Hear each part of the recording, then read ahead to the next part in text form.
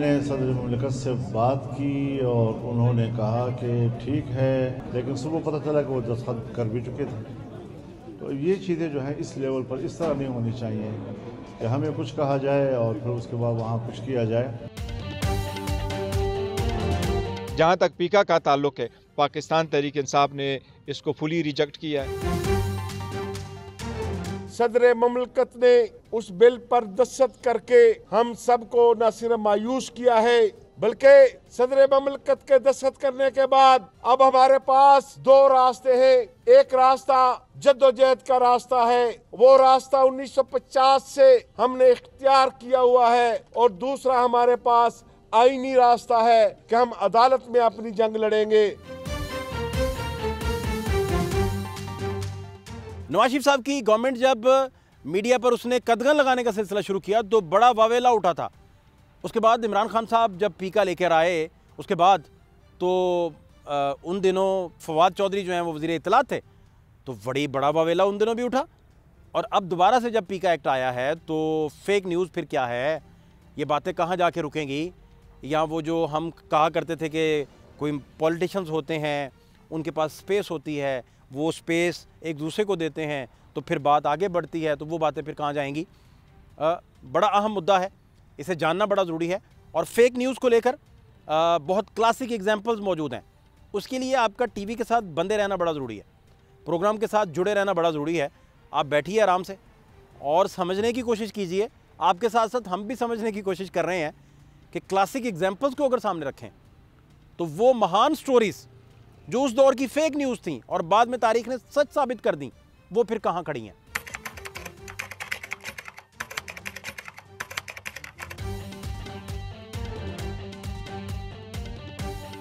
मेरे पास एक बंदा भेजा गया कि नवाज शरीफ साहब आप जो है ना वो इस्तीफा दें और घर जाएं धरनों के दौरान, वरना आप आप अपना तैयार रहें कि आपके साथ वो सलूक किया जाएगा जिसको आप याद रखेंगे।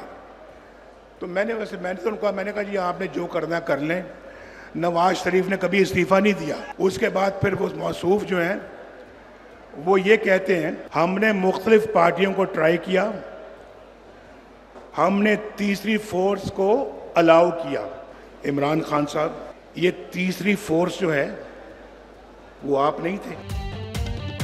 एक SOS मैसेज जी, एक साहब मिलना चाहते हैं। तो मैंने कहा जी क्या कौन सी अर्जेंसी है? कहने जी बहुत ज़रूरी है जी, मिलना चाहते हैं। मैंने कहा बुलवा लें। तो वो मेरे स्टाफ ने उनको बुलवा लिया। तो उन्होंने मुझे बड़ा फजूल किस्म का एक मैसेज दिया। उन्होंने कहा जी कि मैं मियाँ नवाज शरीफ साहब को अभी मिलना है। तो मैंने कहा वो तो रिटायर हो चुके हैं फॉर द डे, तो अपने मैं तो उनको नहीं यानी डिस्टर्ब कर सकता किसी को भेज के, तो आप कल मिल लें।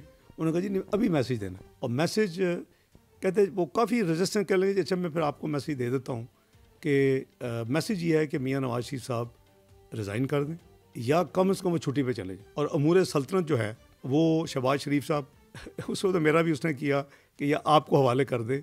मैंने उस बंदे को उधर ही रोक लिया। मैंने कहा ये मैसेज मैं ज़िंदगी में कभी नहीं दूंगा और ये इतना बेहुदा मैसेज है। अब मैं कोशिश करता हूँ कि मियाँ साहब को मैं बुलवा लूँ, लेकिन तुम जब ये बात करोगे तो तुम मेरा नाम नहीं लेना जब मैसेज दोगे। तो 2014 का दौर था और नवाज शरीफ साहब धरने फेस कर रहे थे और तहरीक इंसाफ के धरने थे। इमरान खान साहब कंटेनर पर बरा जमान थे। तो उस दौरान भी एक बिजनेस टाइकून को लेकर खबर आई कि नवाज शरीफ साहब को कहा गया आप स्टेप डाउन कर जाएं। तो उस वक्त एक बड़े सीनियर जर्नलिस्ट हैं, उन्होंने इस खबर को रिपोर्ट कर दिया। जितने दिफाई एनालिस्ट थे उन दिनों में 2014 के दौर में, वो सारे तरदीद में आ गए। उन्होंने कहा ये फेक न्यूज़ है, ये खबर हो ही नहीं सकती, ये फेक न्यूज़ है। बाद में नवाज शरीफ साहब रिकॉर्ड पे आए कि हाँ उन्हें एक बिजनेस टाइकून के ज़रिए हुकूमत छोड़ने के लिए दबाव डाला गया था और उन्हें कहा गया था कि आप स्टेप डाउन कर जाएं। तो आज का पीका और फेक न्यूज़ और आपस में इसको अगर आप लिंक करें तो फिर हम कहाँ खड़े हैं? बैरिस्टर अकील मलिक साहब स्पोक्स पर्सन हैं गवर्नमेंट के लीगल अफेयर्स को लेकर, उन्हीं के पास चलते हैं, उन्हीं से जानते हैं कि वो अपनी क्या राय रखते हैं, क्या गुफ्तगू कर रहे हैं।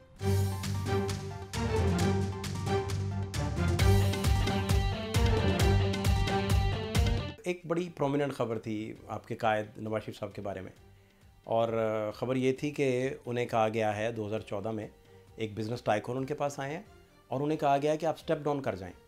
एक बड़े सीनियर जर्नलिस्ट हैं, शराजी नाम है उनका, और वो सर ब्यूरो चीफ थे उन दिनों। तो उन्होंने ये खबर ब्रेक कर दी अपने टेलीविज़न पे। तो जितने भी डिफेंस एनालिस्ट थे उन सब ने उस खबर की तरदीद कर दी और बताया कि ये फेक न्यूज़ है। बाद में नवाज शरीफ साहब ने खुद बताया अपने इंटरव्यूज़ में कि मुझे स्टेप डाउन करने के लिए पैगामत भेजे गए और थ्रेट किया गया। अब मुझे बताइए कि फ़ेक न्यूज़ की बात, और इसका तो टाइटल ही सारे का पीका का घूमता ही फेक न्यूज़ के गिर्द है, जो गर्दिश करता है। तो फिर इस तरह की खबरें जो बाद में सच होनी है, कोई क्रेडिबल जर्नलिस्ट भी दे रहा होगा, तो रियासत कहेगी, आप लोग कहेंगे ये तो फेक न्यूज़ है, फिर क्या करेंगे? नहीं, उसमें भी डिफाइंड है विद इन पीका के अंदर। जो आपका बड़ा वैलिड सवाल है और बड़ा वैलिड क्वेश्चन है, और आपने मिसाल भी बड़ी वैलिड दी है कि उस वक्त ये बिल्कुल हुआ और ये बाद में तमाम तर मामला रिपोर्ट भी हुआ। उस वक्त सहाफ़ी ने अगर ये ख़बर ब्रेक की तो सहाफ़ी देखें, मैंने जब बरतानिया में मीडिया लॉज पढ़े तो मैंने वहाँ पे ये चीज़ ज़रूर देखी कि आपके एब्सोल्यूट प्रिविलेज है या नहीं है, सोर्सेज को डिस्क्लोज़ करने के हवाले से रेनल्स प्रिविलेज भी है। जब डेफेमेशन की या स्लैंडर की या लाइबल की बात आती है उन तमाम तर लॉज के ऊपर, तो वहाँ पे बड़ी स्ट्रिक्टनेस है और वहाँ पे इस तमाम तर मामले पे जो है बड़ा उसको स्ट्रिक्टली और स्ट्रिंजेंटली देखा जाता है। लेकिन यहाँ पे आप डेफेमेशन का मुझे बता दें, कई बल्कि कल एक मैं सहाफ़ी के प्रोग्राम में था, बड़ी जय्यद सहाफ़ी हैं, उन्होंने कहा कि ये with in a certain number of days के 60 दिन के अंदर अंदर उन्होंने इस तमाम तर मामले को क्लोज़ करना था एज़ पर लॉ। 8 माह से ज़्यादा हो गए हैं, मेरी कंप्लेंट का सिर पैर नहीं है, मुझे पता नहीं है। और ये साइबर क्राइम का हाल है और वो उन सहाफ़ी के ऊपर पर्सनल अटैक्स थे जो किए गए थे कि सोशल मीडिया के ऊपर। तो देखिए, you'll have to draw a line somewhere, कहीं ना कहीं तो आपको वो लाइन ड्रॉ करनी होगी। आप अमेरिका की मिसाल उठा के देख लें, वहाँ पे डिफाइंस एक्ट है, वहाँ पे डी फेक उसके हवाले से एक्ट उन्होंने दिया है। मुख्तलिफ अमेरिका की रियासतों ने मुख्तलिफ कवानीन दिए हैं। इसी तरह ऑस्ट्रेलिया में हाल ही में आप देखें कि 16 साल से छोटे बच्चों को उन्होंने सोशल मीडिया से दूर रखा है और उन पर बैन किया है सोशल मीडिया का। इसी तरह दीगर आप सोशल मीडिया प्लेटफॉर्म्स के हवाले से बात करें जहाँ रेगुलेशन की बात आती है। अगर एक सोशल मीडिया प्लेटफॉर्म आके आपके मुल्क में रजिस्टर नहीं कर रहा, मिसाल के तौर पे एक्स की अगर बात कर लें तो एक्स को ब्राज़ील ने भी बैन किया हुआ है। अब आप ये कहें कि आप पाकिस्तान का मुवाजना ब्राज़ील से क्यों कर रहे हैं, तो मैं आपको ये बता रहा हूँ कि मुख्तलिफ ममालिक में मुख्तलिफ इशूज़ हैं।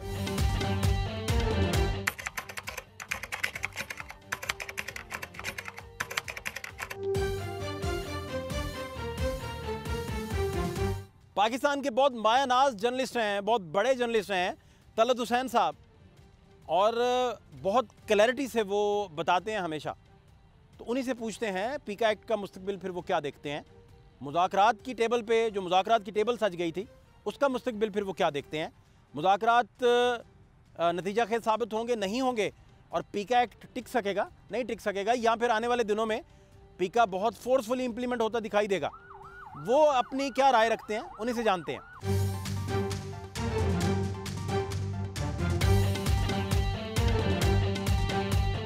बहुत सारे मैंने जर्नलिस्टों से बात की तो वो कह रहे थे बड़ी ये ना इस सोसाइटी में बड़ी दलेराना सोसाइटी है, बड़ी ब्रेव है, इन्होंने तो आमरीतें देखी हुई हैं, जनरल ज़िया के माशाल्लाह देखे हैं, कोड़े खाए हुए हैं, इस तरह की बातें सारी, तो ये चल नहीं सकेगा, ऐसा हो नहीं सकेगा। तो मैं उस कमेटी में था जिसका आप हवाला दे रहे हैं। तो उस कमेटी को देखने के बाद जो स्पेस मैं अक्सर कहता था कि कोई स्पेस है पॉलिटिशियन के पास, कोई स्पेस है, तो वो तो कोई नहीं किसी भी तरह की। तो ये फिर सारे खाम ख्याली में है कि शायद कुछ भी नहीं है और देखें चलेगा नहीं। कोई बुरा कानून जो है सिर्फ इस वजह से आप उसको हजम नहीं कर सकते कि वो गैर मौसर होगा या उसके ऊपर अमल दरामद नहीं होगा।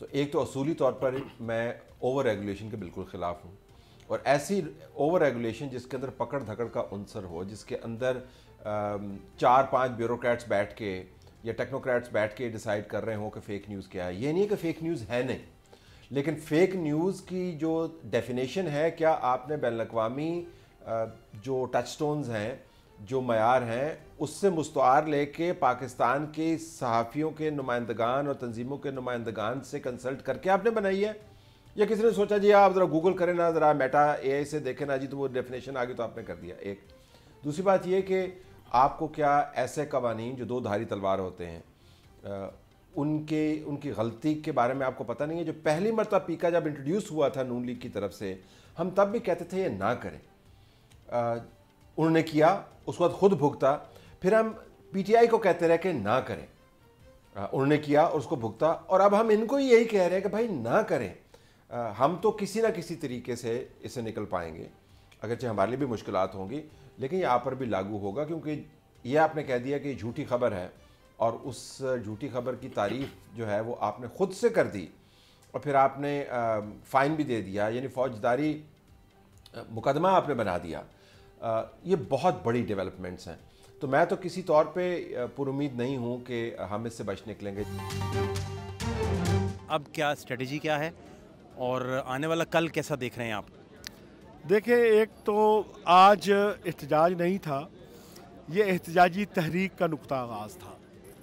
शायद लोग समझते हो कि एहतजाज का, अब डे टू डे बुनियादों पर हमारा एहतजाज होगा और इसका इख्तिताम वो होगा जिस दिन हम पाकिस्तान भर के तमाम मीडिया वर्कर जर्नलिस्टों के साथ पार्लियामेंट हाउस के सामने पहुंचने की डेट देंगे, और वहां पहुंचने की और बैठने की डेट होगी, उठने की डेट नहीं होगी। उठने की डेट हुकूमत के रवैये पर होगी कि वो कब इस बिल की वापसी का नोटिफिकेशन देती है।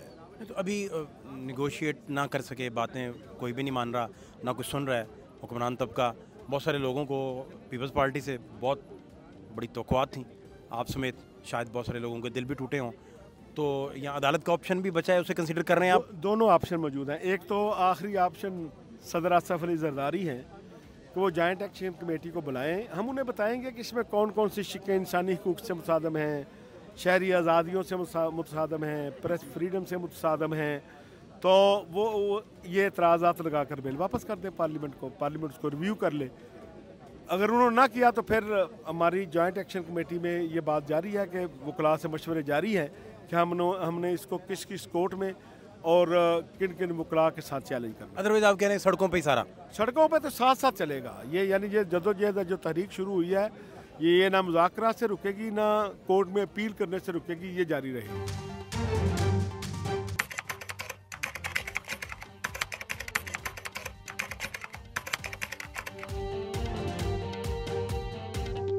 मीटिंग इसलिए हुई कि कुछ ऑडियो कैसेट्स प्राइम मिनिस्टर साहब को मिली जो शायद आईबी ने टेप की थी, उसमें ओपनली यानी कि कॉन्स्पिरेसीज की बातें थी, उसमें कि क्या करना है, कैसे करना है, प्राइम मिनिस्टर हाउस पे कैसे, मैंने खुद तो नहीं सुनी, लेकिन जो हमें पता लगा इसी तरह की बातें थी, उसमें उसका भी आवाज़ थी और कई लोगों की आवाज़ें थी, लेकिन उसमें जो ज़हीरुल इस्लाम अब्बासी साहब थे उनकी आवाज़ थी। राहिल शरीफ का रद्द अमल ये था कि जी जब उन्होंने ये इससे पूछा उनसे ज़हीरुल इस्लाम अब्बासी से कि ये आपकी आवाज़ है, तो उनका जी बिल्कुल मेरी आवाज़ है। तो उसके बाद उन्होंने बस जो मुझे पता लगा है कि उन्होंने कहा कि जी आप चले जाएं। एक कॉल इंटरसेप्ट होती है और उसमें फिर पता चलता है कि रिपोर्टेडली मुबैना तौर पर उस वक़्त के डीजीआई जो हैं ज़हीरुल इस्लाम साहब, उनका धरनों के साथ कोई कनेक्शन है, कोई लिंक है, और ये फिर बातें राहिल शरीफ साहब को बुलाकर नवाज शरीफ साहब ने उनके सामने की, और उस वक़्त के नवाज शरीफ साहब के जो मिनिस्टर थे मुशाहिदुल्लाह खान साहब, उन्होंने ये गैर मुल्की जरीदे को इंटरव्यू दिया, इंटरनेशनल जरीदे को, और उसमें ये रिकॉर्ड पर ले आए। और एक जर्नलिस्ट है, बहुत सीनियर नाम है पाकिस्तान का, नजम सेठी साहब, उन्होंने भी इसे अपने प्रोग्राम में रिपोर्ट कर दिया। तो बाद में पता चला कि ये दुरुस्त बातें थीं, हालांकि इस दौरान मुशाहिदुल्लाह खान साहब की वजारत कुर्बान हो चुकी थी, बहुत प्रेशर आए, बड़े मसाइल आए, और अब फेक न्यूज़ के मसाइल में इस तरह की खबरें अगर आ जाएं कभी, तो उन्हें कैसे ट्रीट किया जाएगा, उनकी ट्रीटमेंट फिर कैसे होगी, और कल कलां को जब पता चलता है कि वो खबर दुरुस्त थी, वो फेक न्यूज़ नहीं थी, तो फिर गवर्नमेंट ने जो पीका एक्ट बनाया है उसे कैसे लगाएगी, कैसे इम्प्लीमेंट करेगी, क्योंकि पीका का अगर फेस आप देखें तो फेक न्यूज़ के गिर्द घूमता है। तो फिर हालात क्या हैं ये भी जानने की ज़रूरत है। बैरिस्टर साहब, एक खबर और आई थी, बड़ी इंपॉर्टेंट खबर थी। खबर ये थी कि ज़हीरुल इस्लाम साहब के बारे में उनका कोई कॉल जो है वो इंटरसेप्ट हुआ था कि वो धरनों के पीछे हैं, या धरनों के पीछे उनकी मौजूदगी और धरनों के मास्टरमाइंड होने की कुछ कॉल्स इंटरसेप्ट हुई, और वो कॉल्स राहिल शरीफ को बुलवा के सुनवाई गई। Right sir? अच्छा, अब ये खबर उस दौर में नजम सेठी साहब ने ब्रेक की, मैंने उनके ज़रिए सुनी, हो सकता है कि कोई और किसी और जर्नलिस्ट ने भी ब्रेक की हो। अच्छा, मुशाहिदुल्लाह खान साहब, अल्लाह करीक रहमत करे, उन्होंने BBC के इंटरव्यू में ये बात कर दी तो उन्हें वजारत से हाथ धोना पड़ा। अब इन्हीं पीका एक्ट के दौरान इसी तरह की कोई मोहलक और संगीन खबर कोई जर्नलिस्ट रिपोर्ट करेगा जो कल कलां की हकीकत निकलेगी, तो पीका फिर कैसे ट्रीट उसे करेगा? देखिए, पीका का मैं समझता हूँ कि एक बड़ा दिमाग में जो ढांचा बनाया हुआ है लोगों ने, वो बड़ा एक मनफी ढांचा बना हुआ है।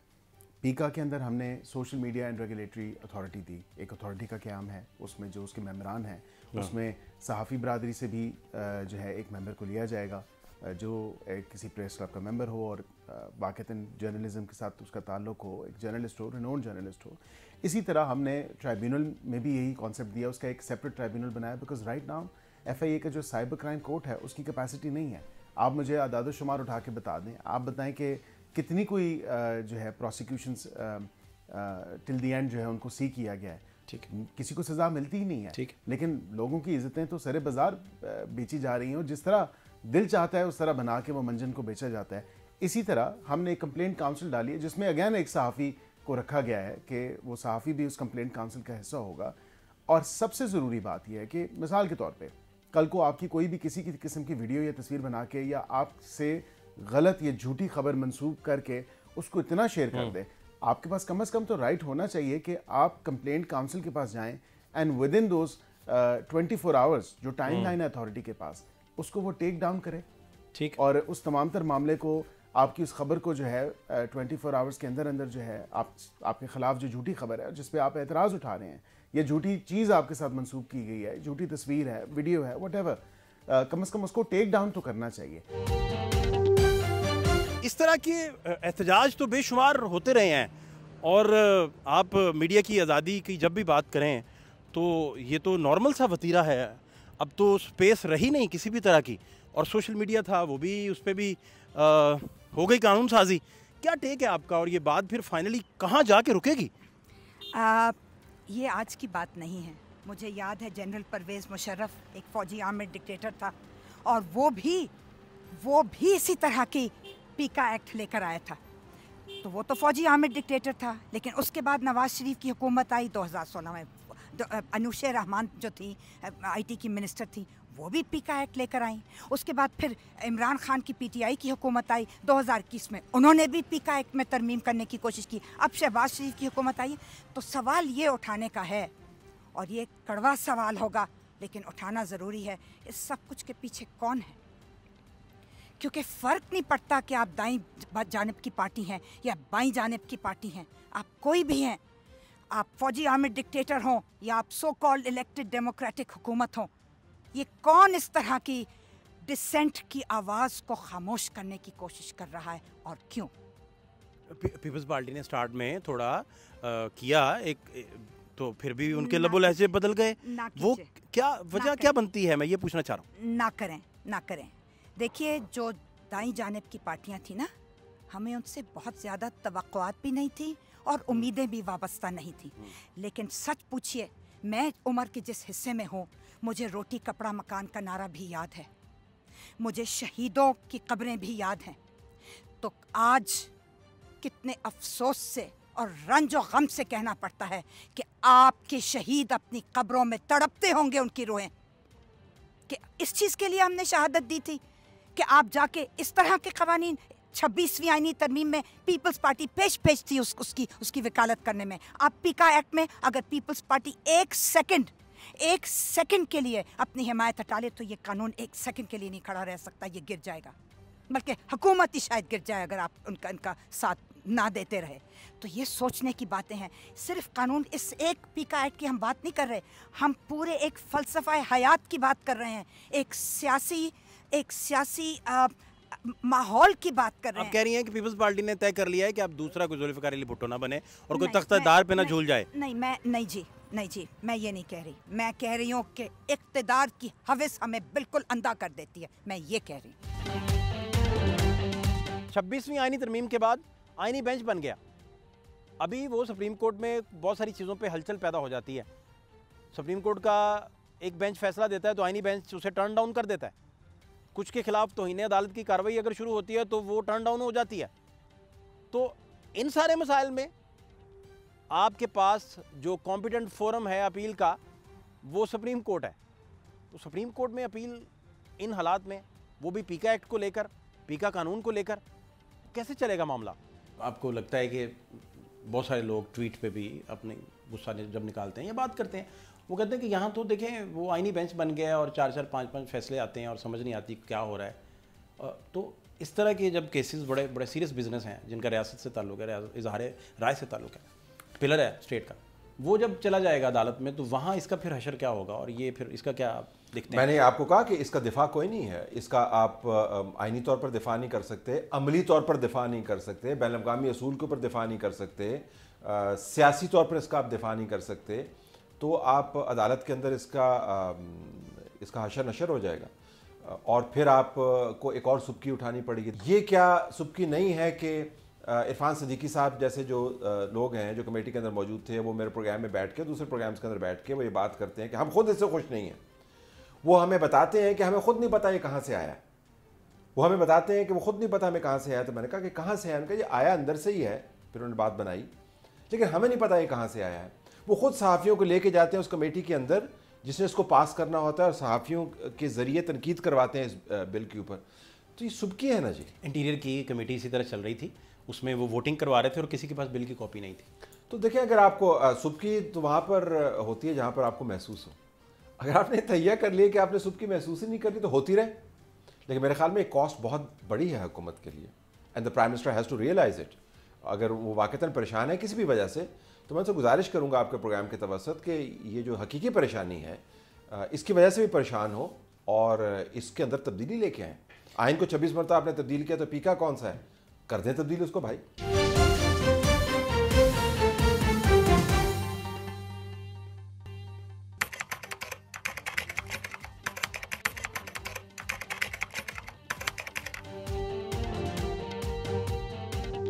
एक मीटिंग का हवाला दिया गया है और उस मीटिंग के हवाले से ये खबर लीक की गई है और ये खबर इनएक्यूरेट है। तो ये इनएक्यूरेट खबर किसने लीक की? वो जर्नलिस्ट खुद अपने खबर में लिख रहा है कि मैंने फलां फलां फलां, सब ने इस खबर की तरदीद की। डॉन लीक्स ने नून लीग को बड़ा डैमेज किया उस दौर में। डॉन लीग से खबर छप गई जिसमें बताया गया कि जो कालदम जमाते हैं उनको सरपरस्ती हासिल है, उनको बैक किया जाता है। ये खबर जब छपी तो पूरे मुल्क में भौचाल आ गया। जर्नलिस्ट ECL पे चले गए। सिरालाल मेडा साहब जो हैं, एग्जाइल भी उन्हें बाद में काटना पड़ा। और सबसे बढ़कर परवेज़ रशीद साहब की कुर्बानी हुई और बहुत सारे लोग गए इस चक्कर में। चौधरी निसार अली खान और नवाज शरीफ साहब के मामलात को लेकर बहुत सारे लोग स्पेकुलेट करते हैं एलिजली, मुबैना तौर पर, कि शायद उनके मामलात में भी ये भी एक बड़ी रखना थी। डॉन लीक्स की दीवार भी उस चक्कर में आ गई। तो बाद में पता चला, नवाज शरीफ साहब ने बताया, शहबाज शरीफ साहब ने बताया, सारे लोग रिकॉर्ड पे आए कि वो खबर तो दुरुस्त थी, फेक न्यूज़ तो थी नहीं। वो खबर हुई थी, वो डिस्कशन हुई थी उस वक़्त की एलीट के सामने, एस्टेब्लिशमेंट एलीट के सामने ये बातें की गई थी। तो अब पीका आ गया, वही हुकूमत पीका लेके आई, पीका प्लस आ गया। तो फिर हम कहाँ खड़े हैं और वजूहात क्या हैं? सबसे ज़्यादा डैमेज नून लीग को अपनी पूरी पीक पे जब नून थी और नवाज शरीफ साहब का नैरेटिव पूरे आबोताब से चमक रहा था, तो डॉन लीक्स ने मुतासिर किया। अब डॉन लीक्स एक ख़बर थी और उस खबर में कहा गया था कि ये जितनी भी इंतहा पसंद जमातें हैं या तंजीमें हैं, इन्हें बैक हासिल है। मैं कोट अनकोट बात करूँ, ठीक है। अब उसके बाद परवेज़ रशीद साहब अपने ओहदे से गए, फातमी साहब गए, राव अनवार साहब गए, फिर वो खुरा शरीफ फैमिली की तरफ ले जाने के चक्कर में बहुत सारे लोग चौधरी निसार पे उंगलियां उठाना शुरू हो गए। और कुछ लोग तो कहते हैं कि चौधरी निसार साहब की और नवाज शरीफ साहब की डॉन लीग से इख्तलाफात शुरू हुए। बाद में शहबाज शरीफ साहब रिकॉर्ड पे आ गए कि डॉन लीग्स खबर दुरुस्त थी, नवाज शरीफ रिकॉर्ड पे आ गए कि डॉन लीग्स दुरुस्त खबर थी। अब आप मुझे ये बताइए कि फेक स्टोरी डॉन लीग्स को आप कैसे पीका की तनाजुर में सोचेंगे, देखेंगे, और आपकी अपनी जमात जिसकी बड़ी डेमोक्रेसी को लेकर कुर्बानियाँ भी बताई जाती हैं और जिन पर कू हो गया था और इनसे मैंडेट छीन लिया गया था 2/3 मेजोरिटी से, तो वो पीका की खालिक होगी। तो फिर नहीं, पीका जब बना तो तब भी पाकिस्तान मुस्लिम लीग नून की हुकूमत थी, और मुझे इसमें कहते हुए कोई आड़ नहीं है कि 2016 में पाकिस्तान मुस्लिम लीग नून की हुकूमत थी जब पीका आया। हमारी उस टाइम भी अच्छी मुस्बत सोच के साथ ये कोशिश थी कि इस तमाम तर मामले को, क्योंकि ऑनलाइन फ्रॉड लोगों के साथ हो रहे थे, आप देखें ना, मतलब बगैर किसी मुल्क का नाम लिए हुए, बिकॉज मैं एक ज़िम्मेदार पोजीशन पे हूँ, ज़िम्मेदारी वाली जगह पे हूँ। कई अफ्रीका के ममालिक वहाँ से ईमेल्स आती हैं, आप देखते हैं कि वो आपने लॉटरी जीत ली है, तो हमारी पाकिस्तानी कौम भी, तो आप देखें फिर FIA को तमाम तर मामला जाता है कि जी अच्छा जी बाहर के बैंक अकाउंट में ट्रांसफ़र हो गए, तो पैसे लोगों के ना सिर्फ इज़्ज़तें लेकिन लोगों का माल और जान भी जो है वो स्टेक पे लग जाती है इन तमाम तर मामले। मुझे बताएं कि मैं गलत बात कह रहा हूँ। जहाँ डॉन लीग्स की आपने बात की, बिल्कुल देखें उस वक्त वो तमाम तर मामला था। मैं आज भी इस बात पे पूरी तरह खड़ा वो बुरा मान जाएंगे सिरलाल मेडा डॉन लीग्स पे, जो वो बेचारे ECL पे रहे, हथकड़ियाँ तक लगी, तो वो कहेंगे कि डॉन लीग्स का हवाला दिया, सारा कुछ दिया, तो मेरा नाम ही नहीं लिया। तो सिरल भाई से माजरत के साथ जनाब। लेकिन मैं ये ज़रूर कहूँगा कि ये तमाम तर मामला तो बिल्कुल था, लेकिन सहाफ़ती तकाज़ों को मलूज़ खातिर रखते हुए जब सहाफ़ी की सोर्स होती है ना, तो सहाफ़ी को सोर्स को ओपन करने के लिए या सोर्स को डिस्क्लोज़ करने के लिए कोई मजबूर नहीं कर सकता, लेकिन उसको फेक न्यूज़ के साथ मंसूब करना या मिस इन्फॉर्मेशन या डिस इन्फॉर्मेशन के साथ मंसूब करना, ये भी अगेन एक बैलेंसिंग एक्ट है।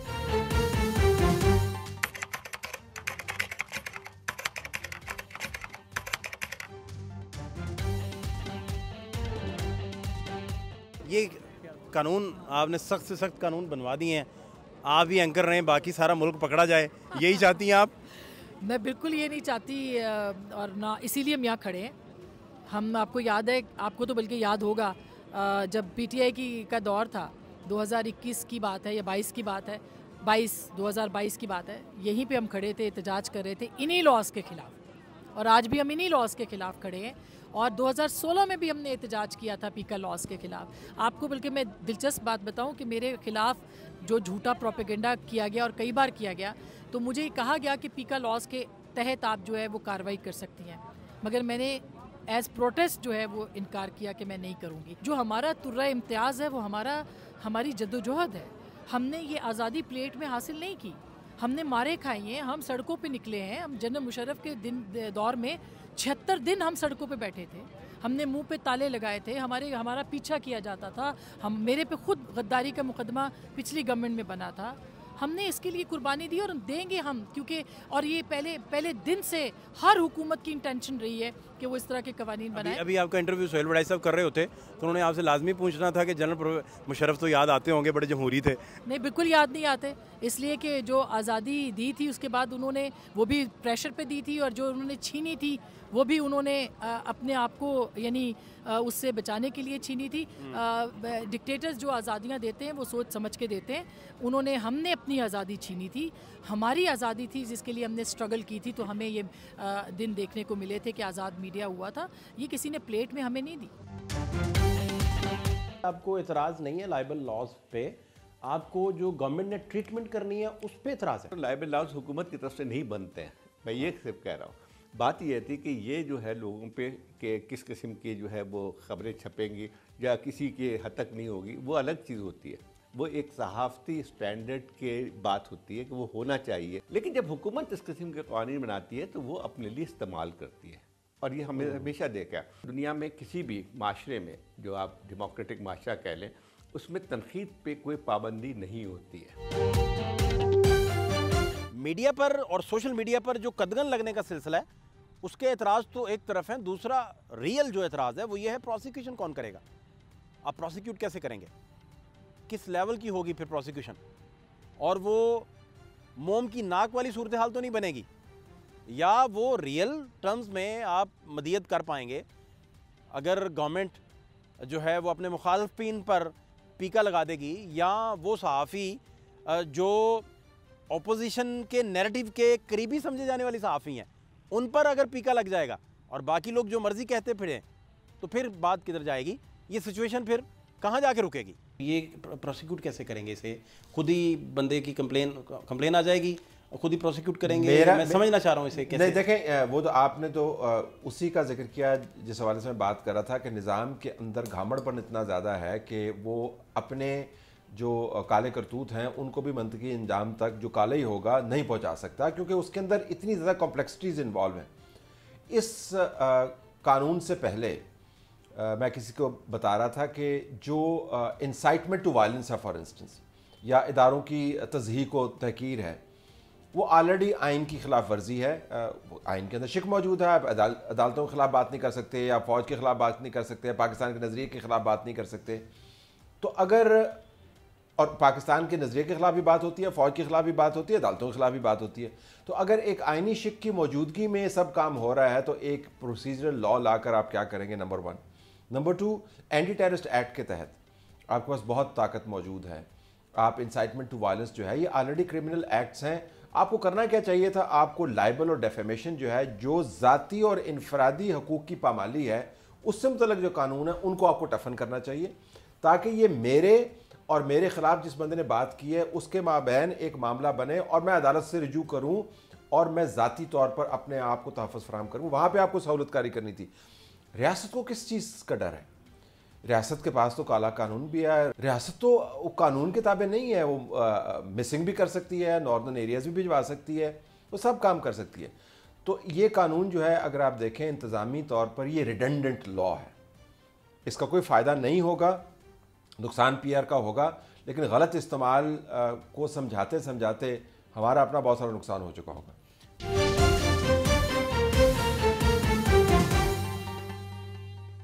राना सनाउल्लाह साहब पर मुकदमा कायम हो जाता है कि 17 किलो हेरोइन लेके जा रहे थे और इनके पास असलहा भी था, इन्हें अनआर्म्ड किया गया, असलहा खींचा गया इनसे, फिर इन पे मुकदमा दायर हुआ है। और उन दिनों ये बातें उस वक्त के मिनिस्टर बता रहे थे, और मिनिस्टर जब ये बातें बता रहे थे तो ये फेक न्यूज़ थी, ये जाली मुकदमा था, जाली खबरें थी। तो पीका एक्ट के दौर में इसी तरह के मामलात को अगर ट्रीट किया जाएगा तो फिर कैसे ट्रीटमेंट उसकी होगी? जो खबरें हुकूमत खुद से गलत फैलाती है, मुबैना तौर पर बहुत सारी खबरें प्रोसिक्यूशन गलत करके, जैसे मतीउल्लाह जान साहब को धर लिया गया कि इनसे मनशियात बरामद हुई हैं और वो किसी और चीज़ को इन्वेस्टिगेट कर रहे थे, तो फिर बात किधर जाएगी, कहाँ जाके रुकेगी? पीका में जो ऑर्डिनेंस आया है, सजा है 3 साल से 5 साल है। कंप्लेनेंट जो है वो कोई भी हो सकता है, पब्लिक एट लार्ज भी हो सकती है। ये अब ऑफेंस जो है वो बेलेबल नहीं होगा, वो नॉन बेलेबल होगा। अब ये कॉग्निजेबल ऑफेंस होगा। 6 महीने के अंदर ट्रायल खत्म होगा, इसी को इस्तिस्ना नहीं है, ये सबके लिए है। तो क्या आप मीडिया को दबाकर, ओपोनेंट्स की आवाज को दबाकर, ऑपोजिशन की आवाज को दबाकर, जेलों में डालकर क्या आप हक को रोक पाए, सच को रोक पाए? आप ये बात याद रखेंगे, जब आप मीडिया का गला घोंटते तो आप पाकिस्तान का गला घोंटते। मरीम नवाज साहिबा का स्टेटमेंट, जब आप मीडिया का गला घोंटते हैं तो आप पाकिस्तान का गला घोंटते हैं। अच्छा, इसमें फिर फ़रूक नसीम साहब का भी मैं साथ ही ले लूँ। उन्होंने बड़ी अहम बात की थी। उन्होंने, क्योंकि पीका वो लेके आए थे सबसे पहले, उन्होंने भी कहा था कि इस सारे मुद्दे में इसी तरह ही पकड़ दकड़ हो रही है, और उस वक़्त के चीफ़ जस्टिस के बारे में बहुत सारे लोगों ने बातें की थी, गुफ्तगू की थी, तो वो भी।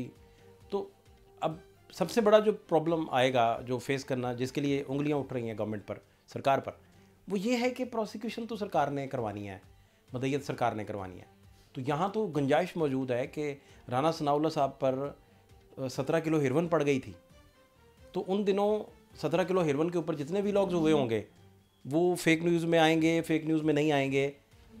अगर थोड़ी देर के लिए आप टाइम को पीछे ले जाएं, और राना सनाउल्लाह साहब की जब वो गिरफ़्तार हो गए और उस दौरान, तो स्टेट बता रही है मुकदमे करके, मिनिस्टर बता रहे हैं कि हेरोइन इनसे बरामद हुई है और ब्रीफ केस से निकली है, और हमने इनके पास वेपन भी था, हमने इनसे असलहा भी छीना है। तो वो सारी आपके ख्याल में वो सारी फेक में आएगी, या वो? मैं CM साहिबा की स्टेटमेंट से शुरू करता हूँ। मरीम नवाज साहिबा ने जो उस टाइम बात की वो आज भी उसी बात पे खड़ी हैं। उन्होंने ये कभी नहीं कहा कि मेन स्ट्रीम मीडिया की अगर बात करें तो सहाफ़ियों पे कोई उस तरह कदगन नहीं है जो आपकी पेमरा की दीगर जो आपकी रेगुलेटरी बॉडीज़ हैं उनकी जो रेगुलेशंस हैं वो उस हवाले से ठीक हैं। टीवी पे बैठ के भी अगर कोई सहाफ़ी या इवन अदरवाइज़ कोई शख्स भी अगर झूठ बोले तो वो फेक न्यूज़ है, लेकिन वो मीडिया का गला घोंटने के मुतरादिफ नहीं है। सोशल मीडिया पे सहाफ़ी अगर अपना सोर्सेस के साथ और अपनी रिपोर्टिंग अगर कर रहा है तो वो फेक न्यूज़ नहीं है। उसके एलिजिडली मिसाल के तौर पे अगर किसी के ऊपर इल्ज़ाम है तो उसको ये भी बताना ज़रूरी है। सहाफ़ती इक़्तिदार भी ये डिमांड करते हैं कि आप उसको बताएं कि अगर किसी पे इल्ज़ाम है तो फिर आप बताएं कि ये इल्ज़ाम है, ये प्रूवन नहीं है, या किसी के ऊपर कोई इल्ज़ाम आयद है तो उस पर एलिजिडली का लफ्ज़ जो अक्सर इस्तेमाल किया जाता है। मैं एक मिसाल आपको दी तो मरीम साहबा तो अभी भी वहीं पर खड़ी हैं और उन्होंने कतन जो है किसी इस हवाले से नहीं, लेकिन इस चीज़ को एड्रेस होना ज़रूरी था, क्योंकि आप माशरे में देखें जिस तरह उन्हीं की अगर मैं आपको बात करूं तो उनके ऊपर जिस तरह का कीचड़ उछाला गया। आपने देखी वो AI जनरेटेड वीडियो जब यहाँ पे UAE की डेलीगेशन आई हुई थी, उनकी जो हाई लेवल डेलीगेशन थी, उसके साथ जिस तरह की तस्वीरों को मंसूब किया गया, AI जनरेटेड वीडियोस बनाई गई। तो इस गलाजत को, इस गंद को हमारे माशरे से ख़त्म होना है और इसको कम होना है, बिकॉज़ यहाँ पे तो किसी राह चलते शहरी की इज़्ज़त महफूज नहीं है। उनकी कोई भी वीडियो बना दो, कोई भी तस्वीर बना दो, खा वो डीप फेक हो, खा वो मॉर्फ्ड हो, एंड सो। जहाँ पे आपने राना सनाउल्लाह साहब की बात की तो मैं इस पर ये ज़रूर कहूँगा कि जो सहाफ़ियों ने रिपोर्ट किया, ये ख़बर की, राना सनाउल्लाह साहब की गिरफ़्तारी हुई थी, ये एक फ़ैक्ट है। राना सनाउल्लाह साहब पे एक झूठा केस बनाया गया था, वो एक फ़ैक्ट है। तो आपने तो मीडिया में रिपोर्टिंग की कि उनको फ़लाँ मकाम से पकड़ लिया गया और उनके ऑन हिज पर्सन या उनकी जो गाड़ी की तलाशी में से या उनसे 17 किलो हेरोइन एलिजिडली बरामद हुई है। तो आपकी रिपोर्टिंग के तो यही तकाजे थे। आपने ये तो नहीं कहा कि राना सनाउल्लाह पकड़े गए और उनके पास से मतलब शक की बुनियाद पे उनको रोका गया और उनकी वी ऑल नो के केस किस तरह बना था। अगर आपने 2018 वाली हुकूमत से कंपैरिजन करना ना, उस वक्त भी इमरान खान ने सबको जेल में डाल दिया था। आप बंदे उठा के देखें, क्योंकि कुछ लोगों के ऊपर तो केस भी मज़े का केस बने हुए थे मुस्लिम लीग नून के लोगों पर। यासिन इकबाल पे एक स्टेडियम बनाने का केस था। बहरहाल वो शाहिद खाकान, मिफ्ता, उन्हें जिसका दिल किया उसको अंदर डाल दिया। राना सनाउल्लाह पे हेरोइन डाल दी। कैन यू इमेजिन हीरोइन में। और मैं अक्सर, मुझे याद है वो शरियार अफरीदी कहता है जान अल्लाह को देनी है। मैं कहा सर वीडियो तो कोर्ट को दें, दो हमें दिखाएं, कुछ दिखाएं, कोई एविडेंस दें। नहीं था इनके पास कुछ। 26वीं तरमीम पे हम बात कर रहे थे तो उन्होंने कहा वो PTI का होमवर्क ही पूरा नहीं था। 4 बड़े वकला जो हैं वो मौलाना साहब के एक बंदे के सामने बैठ के, तो उन्हें पता ही नहीं था होमवर्क क्या करना है। मौलाना साहब कहते रहे मुझे लिख के कुछ दे दो ताकि मैं आपके नाम पे एड्रेस करूं, आप साथ चलो मिल के कर लेते हैं। अब 54 थी, मैं 22 पे ले आया हूं, आप साथ चलो कुछ कर लेते हैं, इसका हल निकाल लेते हैं। तो वो इसी तरह पीका भी शायद फिर होमवर्क नहीं है शायद किसी का, या क्या चक्कर वैसे है? मैं इस सवाल को रिवर्ट करना चाहता हूँ या उल्टाना चाहता हूँ। मैं ये जानना चाहता हूँ कि अगर वो सारा होमवर्क हो जाता तो 26वीं आईनी तरमीम नहीं आनी थी, आ जानी थी। जितना मर्जी आपने होमवर्क कर लिया होता, 26वीं आईनी तरमीम के अंदर आईनी कोर्ट ने बनना ही था, ये तो ठहर चुका। उसके बाद आप देख लें कि उसकी पैराफ्री के ऊपर आपने कौन सी शिकें जो हैं वो कम करनी थी, कौन सी शिकें, वो ठीक है, लेकिन जो कोर है उसकी, वो तो कोर तो 2 ही थी ना जी। आपने आईनी कोर्ट बनवानी थी और शायद उसके साथ जो चीफ इलेक्शन कमिश्नर है उनके लिए भी एक आपने रास्ता तला करना था, और 2-3 और चीज़ें थी, लेकिन दिस वाज द कोर, वो तो हर हाल में होनी थी। लेकिन आपने होमवर्क की बात की तो इसके ऊपर वकला जो हैं बड़े बड़े नाराज़ हो जाते हैं। लेकिन वकला क्यों पूरा काम करें? पूरा काम करेंगे तो केस ख़त्म हो जाएगा, तो केस ख़त्म हो जाएगा तो फिर पैसे नहीं आएंगे। तो इमरान खान के ट्रायल की तरह आपको मामलात को लटकाना है भाई। बाज़ जगह मैं सहाफ़त में भी देखता हूँ कि अगर मामलात तय हो जाएं और हर कोई सही काम कर रहा हो तो हमें और आपको वक्ता नहीं पड़ जाएगा, क्यों उनकी करिए।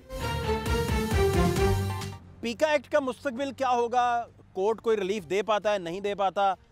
किसी के पास रिलीफ देने का कोई मार्जिन बचा भी है या नहीं बचा? लेकिन ये बात ज़रूर है कि किसी भी बड़ी खबर को फेक न्यूज़ कह के झुटला दिया जाएगा और फिर बाद में क्या होता है तारीख बताएगी कि ये खबर दुरुस्त थी, लेकिन तब तक बहुत सारा पानी पुलों के नीचे से गुजर चुका होगा। फात शहबाज खान को इजाज़त दीजिए, अल्लाह ने के बाद।